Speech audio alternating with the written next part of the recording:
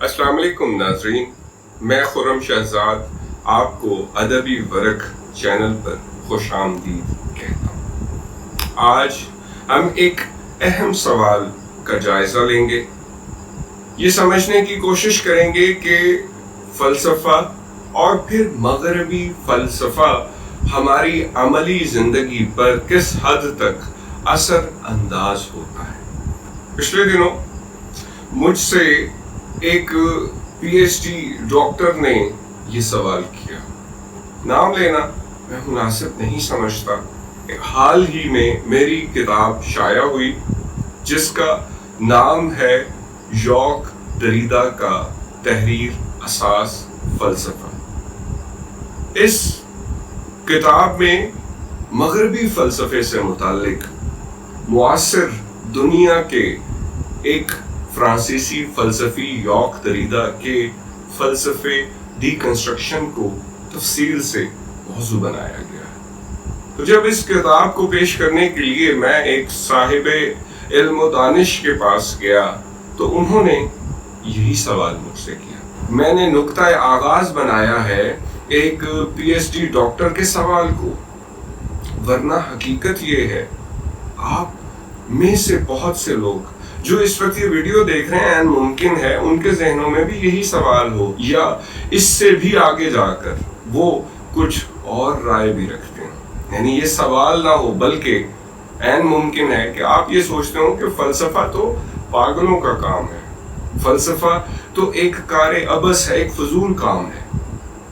देखिए, मेरा मकसद ये हरगिज़ नहीं है कि मैं किसी की हद तक करना चाहता हूँ, किसी को नीचा दिखाने की कोशिश कर रहा हूँ। मेरा मकसद सिर्फ ये है कि इस मौजू के हवाले से कंफ्यूजन को दूर किया जाए। देखिए, हम जिस खित्ते से ताल्लुक़ रखते हैं, इस खित्ते में अफ़गान वॉर जैसी एक ऐसी सरगर्मी रोनुमा हो चुकी है कि जिसका असर हम पर भी पड़ता। हम उस असर की वजह से एक मुसीबत पे मुब्तला रहे हैं। कई साल हमने उस जंग के असरात को झेला है। इसका भी एक फ़लसफ़ियाना पहलू है।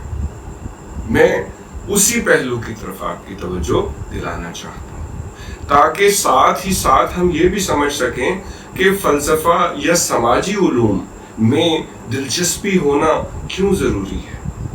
रूस में जो बाल्शविक इनकलाब आया, उसके पीछे उसकी नज़रियाती बुनियादों को अगर हम समझें तो कौन सा फ़लसफ़ी है?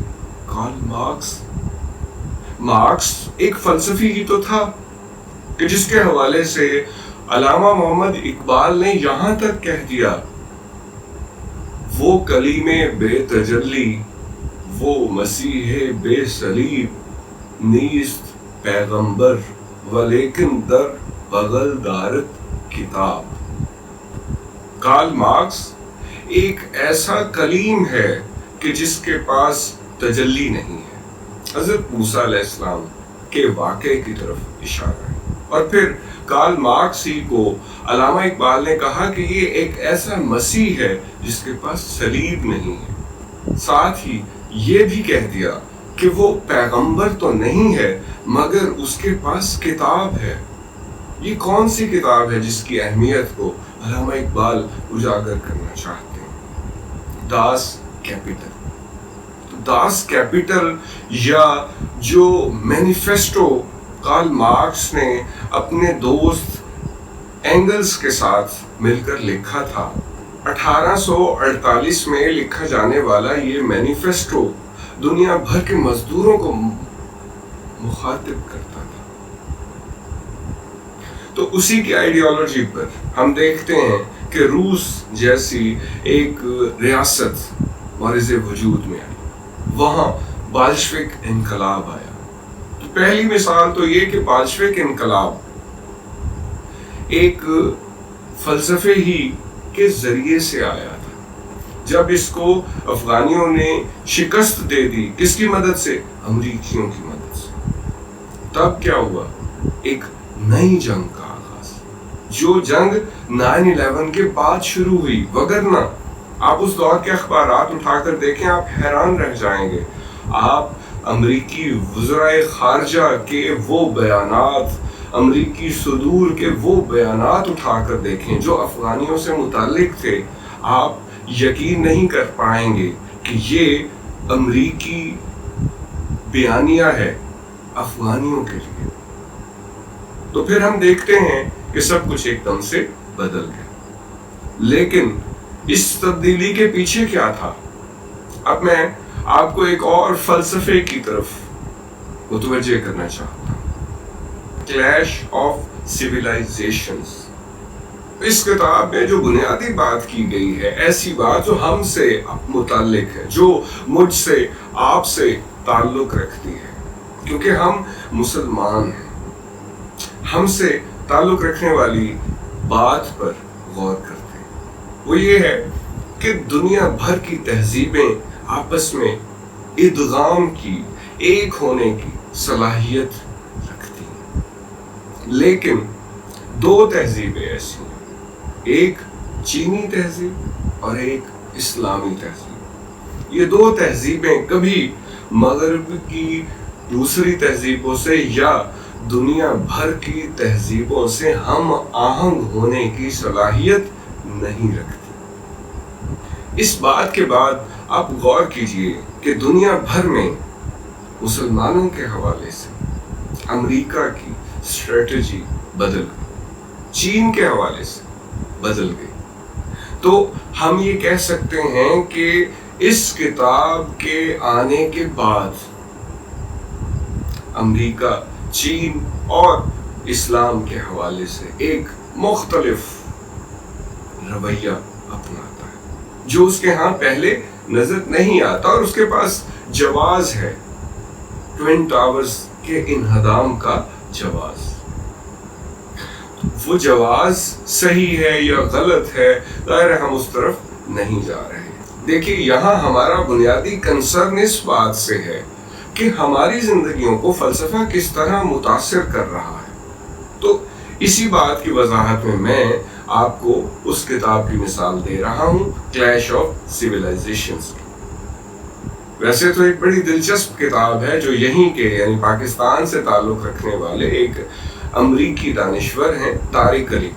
ان کی کتاب ہے کلیش آف فنڈامنٹلزمز. وہ کتاب بھی پڑھنے سے تعلق رکھتی ہے. اس کتاب کے سر ورق پر موجود جارج بش کی، امریکی صدر کی تصویر آپ دیکھ رہے ہیں. اسے دیکھ کر آپ اندازہ لگا سکتے ہیں کہ اس میں بنیادی جو آرگیومنٹ ہے، استدلال ہے، وہ کیا ہوگا.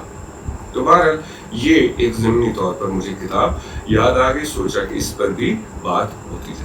تو اب ہم اسی سوال کی طرف واپس آتے ہیں. وہ سوال کیا تھا کہ بھئی ہماری زندگیوں سے فلسفہ اور بالخصوص مغربی فلسفہ کیا تعلق رکھتا ہے. دیکھیے، ابھی تک میں نے آپ کو دو مثالیں دی. پہلی مثال تھی کارل مارکس کی، کہ کس طرح مارکس کے فلسفے نے بالشوک انقلاب کو جنم دیا. اس کے بعد ہم نے افغان وار میں امریکہ کی شرکت کو موضوع بنایا، اور میں نے یہ سمجھانے کی کوشش کی کہ امریکہ جب افغانیوں کو اپنا دشمن سمجھتا ہے، اس سمجھ کے پیچھے ایک غیر معمولی جواز ضرور ہے. میں یہ وضاحت کرتا چلوں کہ وہ حق بجانب ہے کہ اگر 9/11 امریکہ میں القاعدہ ہی نے کیا تھا تو اس کے پاس پورا جواز ہے افغانستان میں ہونے والی کارروائیوں کا. لیکن آپ یہ دیکھیے کہ یہ کارروائیاں کب شروع ہوئیں. یہ کوئی اتفاق نہیں ہے کہ ہم 1989 میں ایک ایسا نیریٹو پڑھتے ہیں کہ جس میں بتایا جاتا ہے کہ دنیا کی تہذیبوں کو ان دو تہذیبوں سے خطرہ ہے. اور پھر آج آپ کو معلوم ہی ہوگا کہ جب پاکستان امریکہ کی طرف زیادہ جھکاؤ رکھتا ہے تو چائنا کا کنسرن کیوں بڑھ جاتا ہے، چائنا کے تحفظات کیوں پیدا ہو جاتے ہیں. وہ اسی وجہ سے پیدا ہوتے ہیں کہ ہمیں سمجھ ہو یا نہ ہو، چینیوں کو اچھی طرح معلوم ہے کہ امریکی انہیں کبھی قبول نہیں کر سکتے، اور یہ فرق تہذیبوں کا فرق ہے۔ اجازت چاہوں گا، خدا حافظ۔